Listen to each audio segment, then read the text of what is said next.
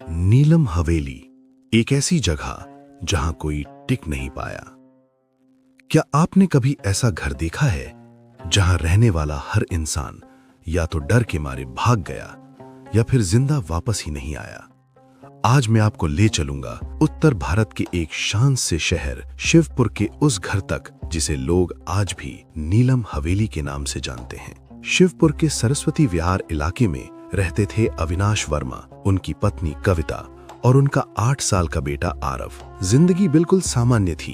अविनाश एक प्राइवेट नौकरी करते थे, आरव स्कूल जाता था। लेकिन कुछ महीनों से अविनाश की तबीयत अजीब तरह से बिगड़ने लगी। रात में अचानक उनकी नींद टूट जाती, पसीना, तेज सांसें और एक अजीब डर। डॉक्टरों ने कहा सब नॉर्मल है, लेकिन सवाल ये था अगर सब नॉर्मल था तो अविनाश हर रात क्यों डर कर उठ जाते थे। एक रात अविनाश ने कविता से कहा, मुझे ये घर ठीक नहीं लगता, यहाँ कुछ है जो हमें देख रहा है। कविता ने पहले बात को मजाक समझा, लेकिन जब आरव भी रात को रोते हुए उठने लगा तो वो भी डर गई। अगले दिन अविनाश मकान मालिक महेश चौधरी से मिलने गए। अविनाश ने कहा, हम ये घर छोड़ना चाहते हैं, 1 महीने का एडवांस और सिक्योरिटी लौटा दीजिए। महेश चौधरी थोड़ा मुस्कुराया और फिर बोला, आप ऐसा कीजिए, अपनी पत्नी और बच्चे को 10-15 दिन के लिए गांव भेज दीजिए। खाने पीने की चिंता मत कीजिए, हम उनका ध्यान रख लेंगे। आप यहीं रहिए, जब ठीक लगने लगे तो उन्हें वापस बुला लेना। अविनाश सन्न रह गए।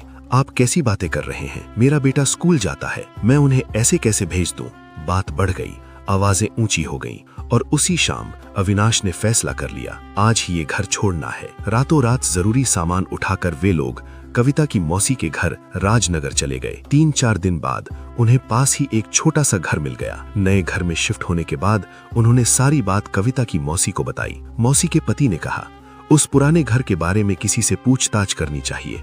जब आसपास के लोगों से पूछा गया तो जो कहानी सामने आई वो रोंगटे खड़े कर देने वाली थी। महेश चौधरी की एक बेटी थी, नंदिनी, उम्र करीब 22-23 साल। वो ऊपर वाली मंजिल के सामने वाले कमरे में रहती थी। नंदिनी किसी से प्यार करती थी और उससे शादी करना चाहती थी, लेकिन उसके माता पिता समाज, इज्जत और झूठी प्रतिष्ठा के नाम पर उसकी हर बात ठुकराते रहे। एक रात नंदिनी ने उसी कमरे में खुदकुशी कर ली। लोगों ने बताया कि नंदिनी के माता पिता इतने गुस्से में थे कि उन्होंने उसका अंतिम संस्कार तक ढंग से नहीं किया। कहते हैं जब आत्मा को इंसाफ न मिले तो वो शांति से नहीं जाती। कुछ महीनों बाद एक नया परिवार उस घर में रहने आया। एक दिन उनका बेटा छत पर पतंग उड़ा रहा था। अचानक वो छत की रेलिंग से नीचे गिर गया। अस्पताल में गंभीर हालत में उसने बस इतना कहा, मुझे किसी ने सामने से धक्का दिया। कुछ घंटों बाद वो बच्चा मर गया। उसके बाद कोई भी परिवार उस घर में ज्यादा दिन नहीं टिक पाया। किसी को रात में कदमों की आवाज आती, किसी को शीशे में एक लड़की की परछाई दिखती।